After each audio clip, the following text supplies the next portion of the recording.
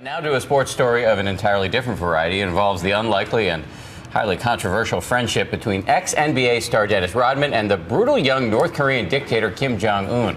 Rodman has just announced that he's taking a team of former American players to the communist country for a game celebrating Kim's birthday this week. And ABC's Alex Marquardt is on the story from London. For his latest trip to the Hermit Kingdom, Rodman has announced the team of Americans he's bringing along to play in an exhibition game for dictator Kim Jong-un's 31st birthday. I love him. I love the guy's awesome.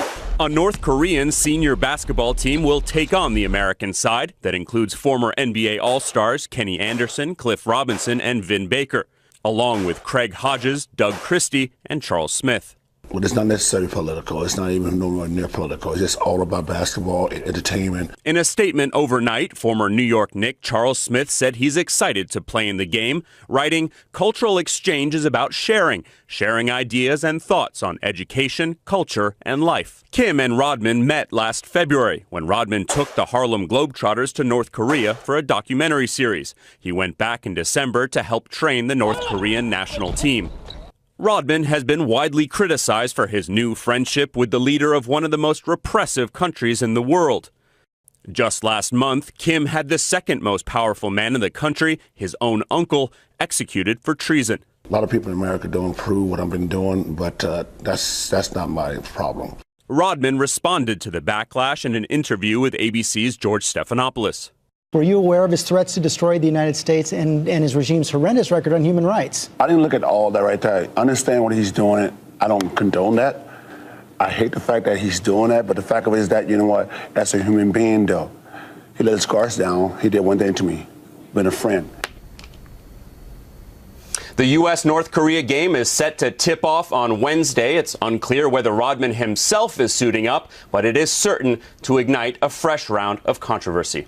Dan, Bianna? That is true, Alex. Thank you. And let's bring in George Stephanopoulos, who will be hosting this week later this morning on ABC. No Dennis Rodman. No Dennis Rodman, but you did have that exclusive with him. And it's easy to make light of this relationship, but the U.S. has learned a lot more about Kim Jong-un through this friendship, how old he is, that he's a father. Right, and he's the only person, Dennis Rodman, the only American who's been able to sit down with Kim Jong-un. But this is not going to make a big change in the U.S.-North Korean relationship. This is not the kind of ping-pong diplomacy we saw in the 70s between the United States and China. Rodman's out there for his own interests. The U.S. not expecting a lot to come back from him. George, meanwhile, there's a more pressing crisis facing the Obama administration this morning. After spending billions of dollars and losing thousands of American lives, not to mention tens of thousands of Iraqi lives on the war in Iraq, now two major cities in that country, Ramadi and Fallujah, have been taken over by militias associated with al-Qaeda.